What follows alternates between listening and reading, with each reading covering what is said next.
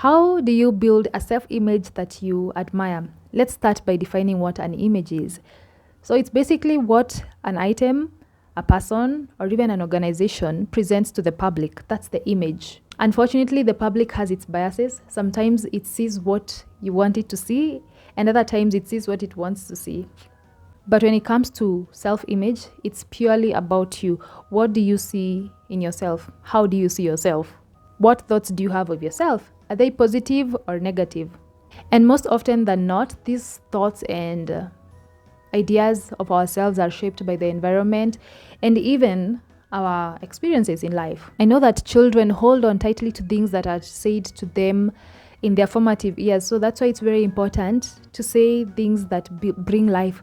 Actually, speak life to children when they are young, because they will remember these things and they will shape how they turn out to be. A close person to me always said to me that I was a coward. And I actually believed that. And it was until I became an adult that I began to see what that did to me and the impact it had in my life. I would turn opportunities down because I didn't think I was brave enough to take them on. I remember one incident actually. I have a friend who plays the violin and he was in a band at that time, and he calls me and tells me there's this opportunity for a gig in Coast and it's fully sorted out, it's sponsored. So come, you just come. The only thing you bring is your guitar. Make sure to bring it. And I remember feeling like, wow, hey, no, I can't do this. And I told him, no, I can't do it. And I remember when I told my roommate about it, I could not hear the end of it. She was like, no, Dodo, you have to go. Why are you not going? What's stopping you? Da, da, da, da. And there were so many things. And I was like, hey, anyway, I have no excuse now. I just have to go. So I called this person and they had already booked their tickets to go to Coast. They were traveling by bus. So yeah, I ended up booking the ticket for myself. And imagine he was kind enough to refund me.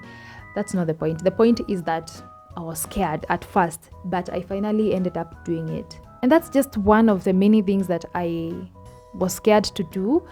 Others are even bigger. I was scared to do just because an authority in my life had told me that I was a coward, and they kept saying that over and over until I believed it. There's this famous guy by the name Kwik. You've probably heard of him. He talks a lot about brain power and training the brain muscle. He says that the brain can be trained to anything, like to do anything you want it to do. His message was shaped by something he went through as a child. I think it's a teacher who told him that his brain was damaged and it couldn't take anything. And he believed it. Imagine, he believed it for the longest time, and he didn't do things. And when he did things and they went south, he believed it's because his brain was damaged, and it took time. Of course, later in life, he learned about it and he reversed the situation. He actually now talks a lot about the brain. You can check him out and how to train the brain, how to make it learn things, because this muscle, as we've said in this channel over and over, this muscle can do anything you want it to do. Self-image is impressions that have been built over a period of time. So what self-image do you have? Mine was that I believed I was a coward for such a long time. Changing our self-image is one of the hardest things we can do, because it's something that has been built over time. It means formatting something that has been programmed in your mind for such a long time. And so it's not easy. The first thing to always do is countering this self-image with something that is positive. If your self-image is that you're a procrastinator, please use a positive thing, an opposite of that, and counter it with that, and keep saying those things to yourself until you actually start doing it and start believing something else that is different from what has been in your mind for such a long time. Also, something very exciting I had from a podcast is not to act surprised when you do something you actually want to do. I mean, something that you are looking to change. So if you're looking to become a person who keeps time, when you keep time, don't act surprised, because you will be working in reverse. Then you're working against what you are already now forming in your mind. You get? If you are not a good timekeeper, because people have said so many times you don't keep time, you're always late. You need to say things to yourself like, I do things in good time.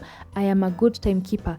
I actually get to places in good time. I beat deadlines. If you are supposed to meet up with someone at 2 p.m., please be there by 2 p.m. And when you show up at 2 p.m., don't be like, what just happened? Don't act surprised because you showed up at 2 p.m. That's what people who keep time do, right? They keep time.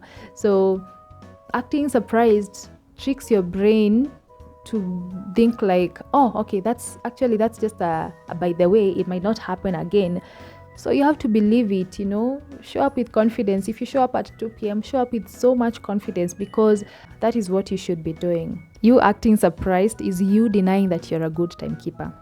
And that is just one example. Think of the many negative things, how you viewed yourself before negatively, and start changing one thing at a time, one by one, and slowly you start viewing yourself totally differently. If you are on that journey or you would like to get into one, I truly wish you all the best, and please keep pushing and showing up even when you sleep once in a while, because that might happen. Thank you for watching, and see you in one of my other videos. Peace.